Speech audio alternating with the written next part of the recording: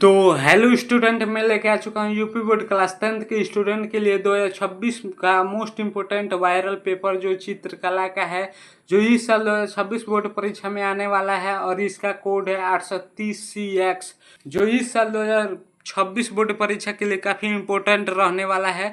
तो इस वीडियो को पूरा देखिएगा और इस मॉडल पेपर की सहायता से आपको बोर्ड में 70 में से 70 मार्क्स मिल जाएंगे।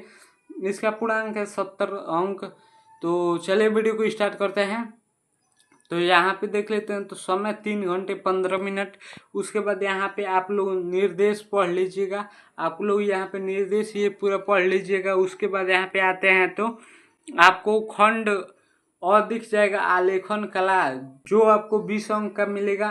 उसके बाद मिल जाएगा प्रावैधिक, जो आपको 20 अंक का मिल जाएगा, जिसमें से आपको एक ही करना है।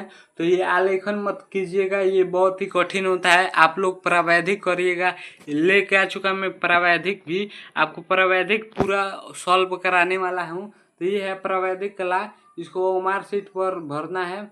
तो आपका पहला क्वेश्चन है, संपूर्ण कोण कितने अंश का होता है? तो ये हो जाएगा 360, आपका ऑप्शन नंबर सी। उसके बाद यहाँ पे दूसरा क्वेश्चन है, समबाहु त्रिभुज का प्रत्येक अंश होता है?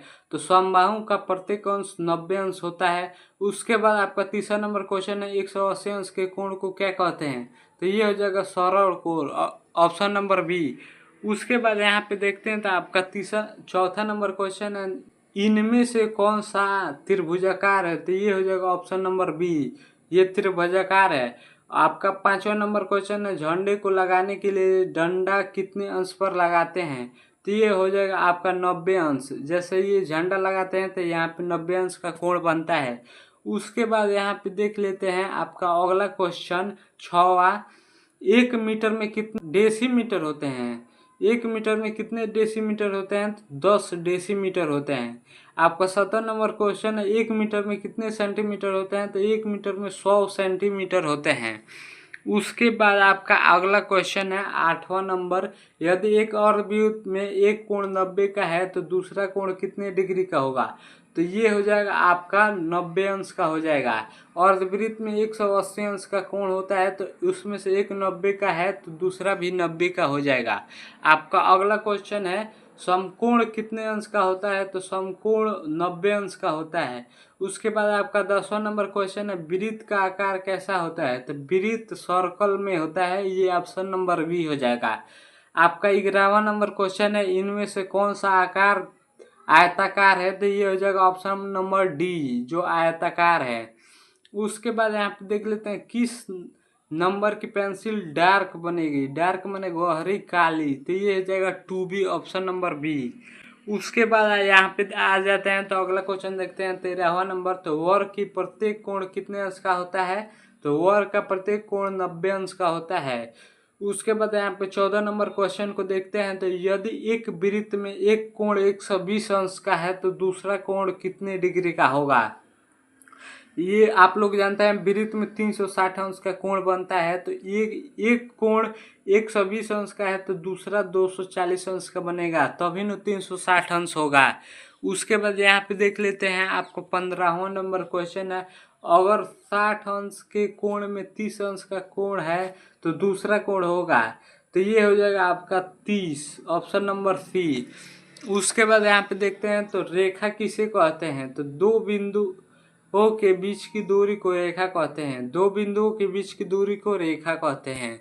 उसके बाद आपका अगला क्वेश्चन है, वर्ग की चारों भुजाएं की माप क्या होगी? तो ये आपको चारों आपस में बराबर होते हैं।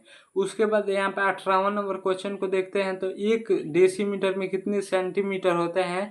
तो 1 डेसीमीटर में 20 सेंटीमीटर होते हैं।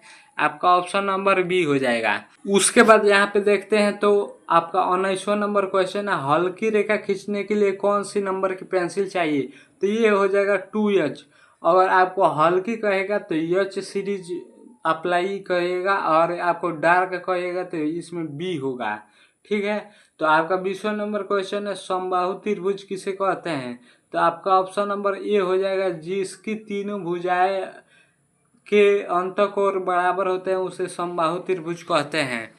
अब आ जाते हैं यहाँ पे आपको 30 नंबर के प्रश्न पर। तो ये आ जाएगा आपका खंड ब, जिसमें प्राकृतिक दृश्य चित्र अथवा आलेखन अथवा प्रावैधिक में से केवल एक ही चित्रण करना है, जिसमें आपको 30 अंक मिलेंगे।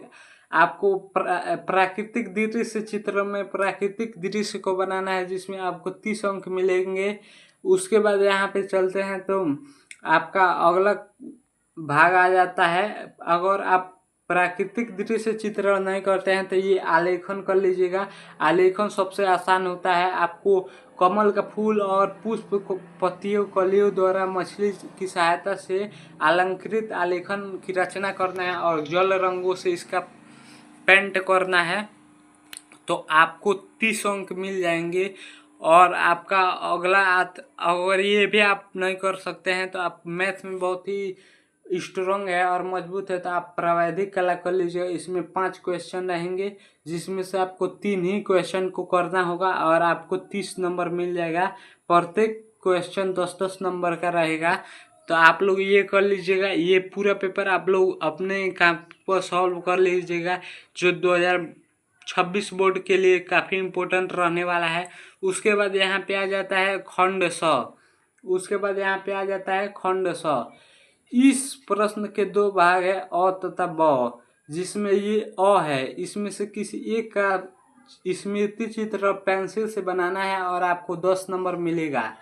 तो इसमें से आप 2 केले या पपीता या आम पत्तियों सहित बना दीजिएगा, आपको 10 अंक पूरा मिल जाएगा।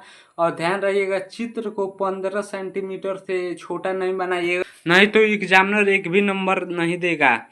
उसके बाद यहाँ पे देखते हैं तो खंड ब आ जाता है, जो 10 नंबर का रहेगा। इसमें भी आपको किसी एक स्मृति चित्रों को पेंसिल द्वारा बनाना है। तो यहाँ पर टेबल लैंप या खुला छाता या बक्सा और उस पर रखी किताब बना दीजिएगा, आपको 10 अंक पूरा मिल जाएंगे। तो ये रहा आपका क्वेश्चन, जिसमें आपको 20 नंबर का विकल्पीय और 30 नंबर का ये आलेखन वाला भाग हो जाता है। उसके बाद 20 नंबर का ये स्मृति चित्र आपको 70 में 70 अंक मिल जाएगा, अगर आप इस तरह इस पेपर को पूरा सॉल्व कर लेते हैं तो। और आप भी क्लास 10th के स्टूडेंट हैं, 2026 में बोर्ड परीक्षा देने वाले हैं, तो इस चैनल को सब्सक्राइब कर लीजिएगा। मैं 10th की तैयारी बिल्कुल इसी तरह कराता रहूँगा।